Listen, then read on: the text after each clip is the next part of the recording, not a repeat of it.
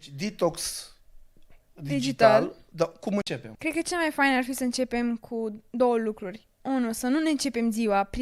prima oră, să nu începem cu ecranul în față, să nu ne trezim să luăm telefonul în mână, pentru că cumva e șocul ăla din cauza luminii albastre și plus,